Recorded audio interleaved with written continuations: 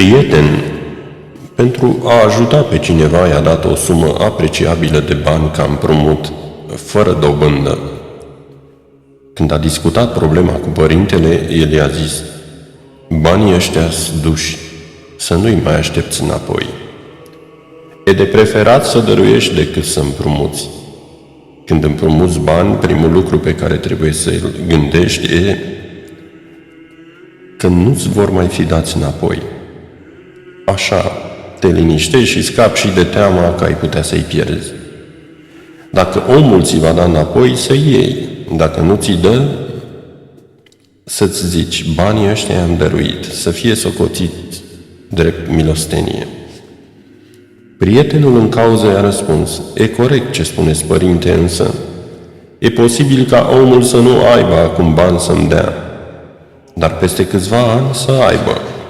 Părintele a replicat: e tot una, tot îi dăruiești. Dacă au trecut 3 ani și jumătate, tot înseamnă că îi dăruiești, cu tot cu dobânda pe care nu ai luat. Prietenul făcu socoteala și constată că era nevoie de mai mult timp. Bătrânul l-a întrerupt: așa faci socoteala? Nu mai pui la socoteală și dobânzile din fiecare an? Părintele avea dreptate, prietenul pierduse din vedere acest aspect și îl întrebă pe părinte: de unde sunteți așa sigur că e nevoie de 3 ani și jumătate? Așa cred. N-am făcut niciun calcul, dar mi se pare că așa este. Când s-a dus la birou, prietenul meu a făcut la calculator socoteala exactă. Rezultatul arăta că era nevoie de 3 ani și 7 luni. La următoarea întâlnire i-a spus părintelui: părinte, ați făcut o greșeală în calcul. Bătrânul a întrebat mirat: cu cât am greșit? Doar cu o lună. Bătrânul a râs mulțumit și a zis: ai văzut, măi, ce aproape am fost? Uite, așa mi-a venit să spun 3 ani și jumătate. Împrejurarea aceasta a arătat încă o dată cât era de luminat părintele chiar și în calculele matematice și cât de conforme erau sfaturile sale cu porunca Domnului: dați cu împrumut fără să nădăjduiți nimic în schimb. Într-o zi mergeam dinspre policlinică spre Omonia. Tocmai avusese loc o demonstrație publică, iar unul din numeroșii pompieri care se afla acolo și făceau curat a ridicat furtunul și l-a stropit din greșeală pe un altul din fața lui. Acesta, la rândul său, a apucat furtunul lui și s-a întors în joacă către primul, vrând să vadă care pe care va învinge. Unul dintre furtunuri avea un diametru mai mare, la fel și presiunea, așa că l-a doborât pe celălalt, care avea mai puțină presiune. În înfruntarea dintre cele două jeturi de apă ce se încrucișau, în formă de curbă, în aer, privindu-i, părintele mi-a zis: vezi ce se întâmplă? Cel mai puternic îl doboară pe cel mai slab. Așa se întâmplă și cu credinciosul creștin, care îl biruie pe demonul cel rău, căci Hristos este atotputernic pe când diavolul este foarte slab. Când a fost întrebat despre un anume creștin cu probleme care din cauza unei încercări se lăsase prins în capcana propriilor sale patimi, bătrânul a răspuns: văd că este inteligent și are înăuntrul său și lucruri bune, dar din cauza acestei încercări și-a pierdut răbdarea, s-a înfuriat și a lăsat răul din el să sufoce binele. A îngăduit egoismului, încăpățânării și satanei să-l stăpânească. Vorbindu-ne despre acel om care a întâmpinat încercarea cu nerăbdare și egoism, bătrânul ne-a arătat cât sunt de importante răbdarea și smerenia în încercările ce ne curățesc de patimi. Cu o altă ocazie, părintele ne-a zis: de ce să vânăm întunericul? Mai bine să aprindem lumina, iar întunericul se va risipi de la sine.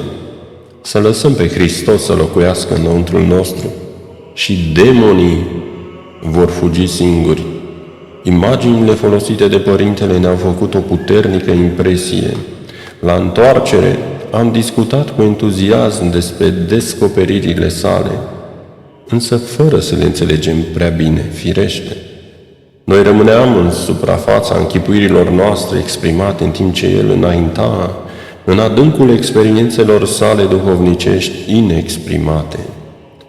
Când spunea să lăsăm pe Hristos să locuiască în sufletul nostru și demonii vor fugi singuri, nu-și închipuia o posibilitate ipotetică, așa cum făceam noi, ci exprima o situație reală, trăirea lui proprie.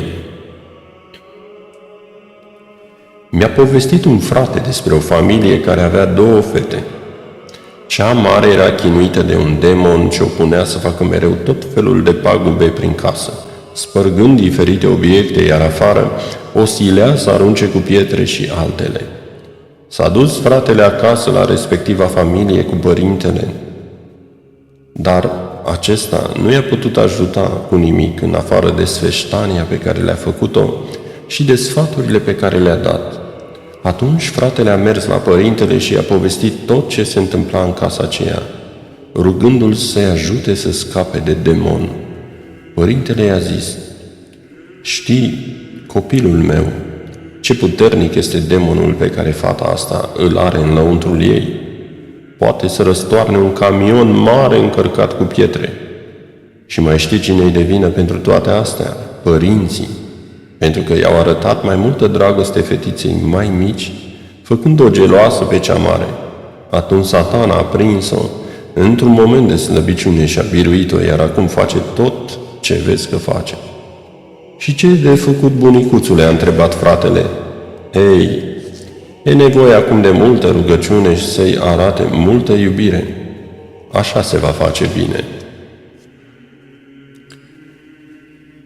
„Bagă de seamă," mi-a zis părintele, „într-o zi să nu dai importanță cuvintelor spuse de către demonizați, fiindcă pot ascunde multe capcane puse la cale de diavol."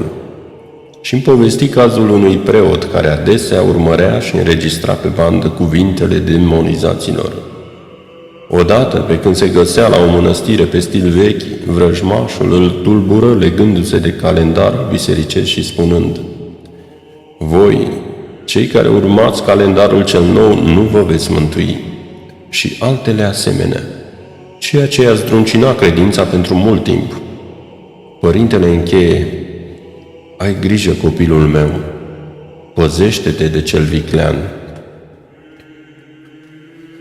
Vorbind despre diavol, părintele îmi zicea: „Lasă-l, nu-i dai importanță, căci cu cât îi dau mai multă importanță, cu atât dă și el târcoale mai insistent. Dacă vrei să-l îndepărtezi de la tine, încetează-i mai da importanță, ignoră-l, că doar asta merită.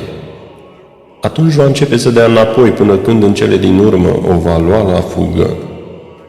Ignorarea este, după Sfânta Cruce, a doua armă împotriva diavolului. De Sfânta Cruce se teme, într-adevăr, tremură și de frica ei o ia la fugă, dar nu suportă nici să fie ignorat, că e trufaș și plesnește de ciudă.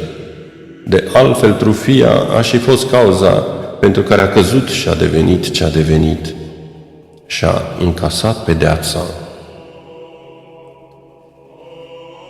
Cu câteva luni înainte de adormirea sa, părintele a plecat la Sfântul Munte, în timp ce lucrările pentru ridicarea bisericii mănăstirii erau în plină desfășurare. Pe neașteptate, însă, au apărut probleme și dificultăți care i-au tulburat pe muncitori atât de mult încât părintele, văzând de la Sfântul Munte ce se întâmpla, a dat un telefon unui fiu duhovnicesc care supraveghea lucrările și i-a spus: „Aveți grijă, văd că diavolul se căznește să vă facă probleme, ca să împiedice lucrarea." Când am ajuns la mănăstire și am aflat toate acestea, m-am minunat încă o dată de darul înainte văzător al părintelui și m-am întrebat care să fie problemele create de diavol. N-am apucat să însfârșesc gândul că am și auzit voci ridicate și certuri între muncitori. Am întrebat ce se întâmplă și mi s-a spus că, din cauza neatenției unui muncitor, puțin a lipsit să nu fie distrus întregul edificiu de beton. Supraveghetorul lucrării a prevenit dezastrul în ultima clipă. Supraveghetorul șef, în schimb, urmărea lucrarea neadormit de la Sfântul Munte, gata să intervină cu rugăciunile sale pentru a zădărnici orice tentativă a diavolului cel viclean și pismaș. Când după câteva zile l-am vizitat din nou, bătrânul a mers și mai departe zicându-mi: diavolul este o personalitate, de aceea Dumnezeu îi respectă libertatea. Așa ceva nu-mi închipuisem, că Domnul respectă libertatea îngerilor care nu păcătuiesc, a oamenilor care păcătuiesc și se pocăiesc, mi se părea ușor de înțeles, dar că respectă libertatea demonilor care păcătuiesc și nu se pocăiesc, așa ceva era de neînțeles pentru mine. Până unde respectă iubirea lui Dumnezeu libertatea creaturilor sale raționale? Oare nu există nicio limită? Păi atunci cum se mai produce intervenția tainică a iubirii lui Dumnezeu? Taină. Și pentru că este taină, e mai bine să accept pur și simplu, decât să mă ostenesc în cercetări zadarnice și curioase a felului în care se petrece. Îmi ajunge să știu că se petrece din iubire.